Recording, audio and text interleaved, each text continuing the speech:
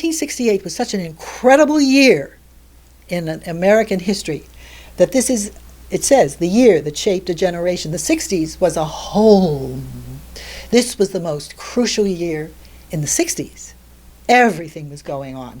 It started out with North Korea seizing the American battleship USS Pueblo and holding it hostage, and specters of nuclear war. A week later, the Viet Cong started the Tet Offensive. April, Martin Luther was killed. June, Bobby Kennedy was killed. August brought the August of the conventions, the Democratic conventions. It was so bloody and violent. Jackie Kennedy married Aristotle Onassis. The Apollo circled the moon. Everything was going on. And a very smart lady called Agnes Nixon figured out how, in spite of all this stuff that was going on, how she could take her little brand new half-hour soap that at the time soaps were only considered a half a notch up from summer stock, and shoot it right into the national limelight. 3 years earlier, the 1965 Civil Rights Act had passed. This was just 3 years later. She shot through all these events and got total national attention by saying, "I have just created the first black star in a central role in the history of daytime television." Well, this is what they gave her. The works, not just saturation coverage in soap magazines, but her history, her name indelible in the history books for My Hire. She is credited on the basis of My Hire. As a matter of fact, I have something around here that I want to show you. I'll show you later. Anyway, it's an entry in the Encyclopedia Women in American Television, years later, in 1999, in which she is credited. I'm the only person mentioned in her profile. And on the basis of My Hire, she's credited with this grandiose legacy of moving soaps into a new era of racial and cultural diversity and inclusion. You know, that's her legacy, and that's the legacy that she would fight for. She's still fighting for it. She was still talking about it last year at Harvard and what have you and so on. Whenever she's in being celebrated by a museum, or she's in a situation with talking to Harvard or drama groups in Academ, she always talks about Carla and Sadie and whatever. Okay, anyway, what she got out of it was Newsweek, in addition to saturation coverage and I'll show you these. These are all the things in soap opera fan magazines that go into the whole daytime coverage. She got coverage in Newsweek. That's Peter and Me as at the head of the TV. This is later. That's TV Guide. 2 celebrity articles in that issue of the Guide. One was Sonny and Cher. The other one was Ellen Holly. New York Times. Whole page. That whole page. And I myself asked to write. Okay. Asked to write the article. Now,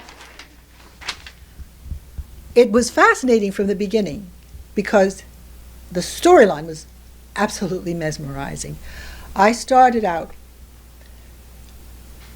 there were 2 characters that were on the show at the time that I started out. The show started out with a black woman called a hospital, called Landview Hospital, and there was a black woman who was the head of housekeeping at Landview Hospital called Sadie Gray.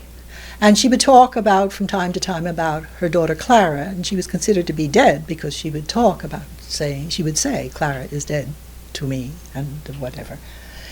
And then 2 or 3 months afterwards, this exotic somebody called Carla Benari came to town in the midst of a nervous breakdown and went to a doctor, handsome doctor at the time, played by Robert Milley, played by a matinee idol, gorgeous, drop-dead gorgeous guy called Ma. And he began to become fascinated by her, and they sort of ended up engaged. But meanwhile, he put her in the hospital to make certain that her problems were mental and didn't have anything to do with something pathologically wrong with her in terms of being sick, physically ill. And she fell in love with Peter DeAnda, who would be the black intern that she fell in love with. I began getting some very interesting fan mail.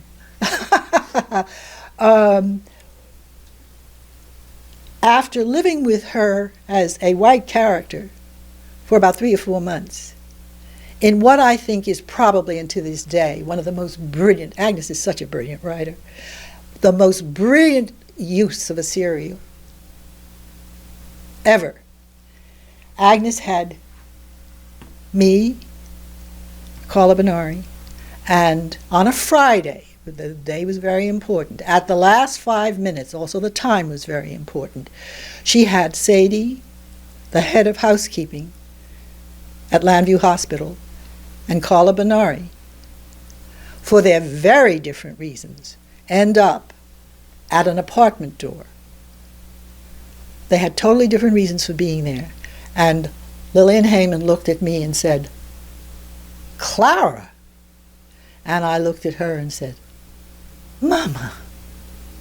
And the audience realized that Carla Gray was not a white woman. She was the black daughter of, well, I mean, the brilliance of what Agnes Nixon understood about the serial thing is how you use a series to really squeeze it of all it's worth. Is if you are looking at a play or a film or an opera where you're involved with people over a 2-year period, a 2-hour period of time, you can only make but so much investment in a certain character. On the other hand, if you are living with a character day after day, week after week, month after month, you make much more of an emotional investment in who that character is. And if you present a character over here, and people live with that character through all those months on the assumption that it is this kind of a person, and then you pull the rug out from under them because of the greater involvement and investment in their own time and emotion that they've put into that character, the shock of it is so much more than it could possibly be in a 1-hour show. So it was so powerful, really. Some people feel that moment at the door where she said, "Clara, Mama," was probably the most extraordinary moment in the entirety of daytime, and I'm sure it was. Because over the weekend, everybody started talking. That's why they'd make it on a Friday, so people called it, "Did you hear? Did you see?" Okay. So once it was revealed that I was black, well, a lot of white women started writing me and saying, "What a cop-out," because they were waiting for an interracial relationship in which the woman was white and the guy was black. So they were angry that I was black.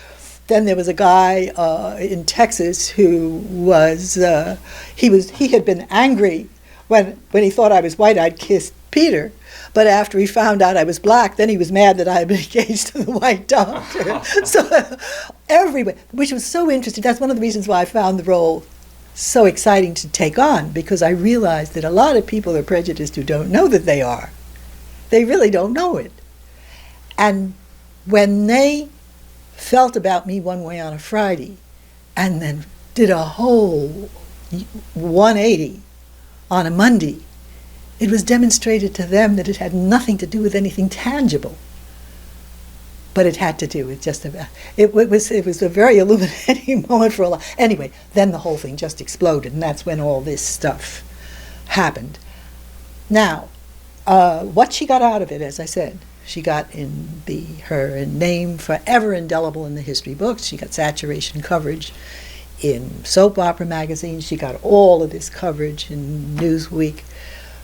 And she got all the whites who were mesmerized by the thing, and she picked up a black audience that was extraordinary, because she picked up we were only 12% of the population at the time. She picked up a black audience that was in double their numbers, and they were of every conceivable variety. There were professional women, doctors and dentists, who scheduled their patients around us. There were school kids in college that scheduled their classes around us. Last year at Sag Harbor, I met a girl who had she had gone to Vassar and scheduled all of her classes around it. The hospital workers in a given hospital would all get their lunch hours at the same time, brown bag their lunches, and find a TV set at the hospital and watch as a group. Black maids would set up their ironing boards in front of the television at that hour to do all the ironing. We even had guys. I remember a guy who stopped his Wonder Bread truck, not on the sideline, but smack in the middle of the street, and vacated it and raced for half a block just to get my autograph. Anyway, the whole thing just exploded, and of course the ratings went through the roof. The ratings were so dramatic that ABC went back to Nixon and they said, for goodness sakes, make us another golden widget. And she started work on that cue. She began work on All My Children. 2 years later, All My Children comes online in 1970. She puts it right in front of, the woman is brilliant. She really is. She's as brilliant a businesswoman as she is a writer.